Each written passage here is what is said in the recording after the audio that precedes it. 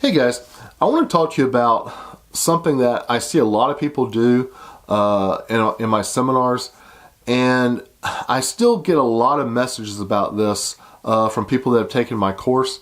So I want to run this by you. I've mentioned this in a couple of other videos just in passing, and I think that's where a lot of the questions are coming from. This regards people that want to sell on Amazon specifically so they can sell one product or one item that they have convinced themselves is just wonderful for some reason. They believe there's a huge market for it, or they believe this item is just the best thing that's ever been invented, or that it solves some problem better than any other product has ever solved a problem before. But for whatever reason, they are married to the idea of selling this one product. They really have no thoughts beyond this one product. They just want to sell this one product, and they just believe it's going to be hugely successful, and nothing will persuade them otherwise. And not to talk them out of it, it's just you want people to have kind of a rational basis for making decisions. And a lot of the people who I've met in person and a lot of the people that I've received messages from, my sense of it is that rationality is not involved in this equation when it comes to their passion about this one particular product.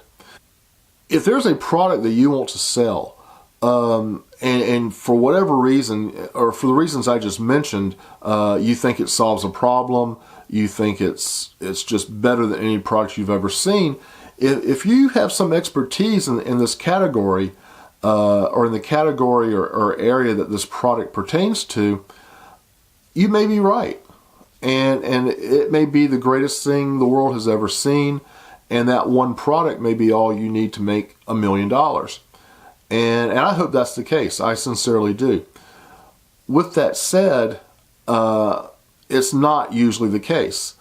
So, what I would suggest you do, if this is, if selling online is new to you, if selling on Amazon is new, or you can do this on Shopify as well, if it's new to you, choose a product that you are less passionate about. Choose just a general, generic product. Do your research on it. Choose a product that you believe will sell, and get your feet wet with this product that is not so important to you. That gives you a chance to learn about your marketing. That gives you a chance to learn just the ins and outs and what buttons to push and what forms to fill out. And it just lets you learn the process without an overabundance of emotion wrapped around this particular product that you want to sell. So once you have a product out there that, like I said, is just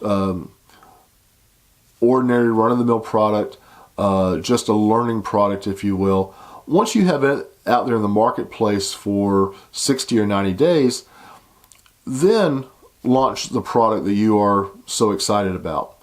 I think that you'll come at it with a different mindset at that point in time. You'll have a little bit of experience under your belt, and you'll respond better if the product doesn't meet your expectations right away, or if it doesn't meet your expectations ever. You'll know when to pull the plug on that product if it doesn't work out at all, and you'll be able to just evaluate where that product stands in the marketplace in a much more rational fashion if you have some experience under your belt. So, not to discourage you, my gosh, we wouldn't have Macintosh computers these days if Steve Jobs had been discouraged when people told him he was crazy. But Steve Jobs was a person who comes along once every 100 years or so. This idea of being disruptive in the marketplace and finding a product that is going to be transformative is a great idea, and I look for products like that all the time, and I hope you look for products like that all the time, and I hope we all find products like that at some point in our lives.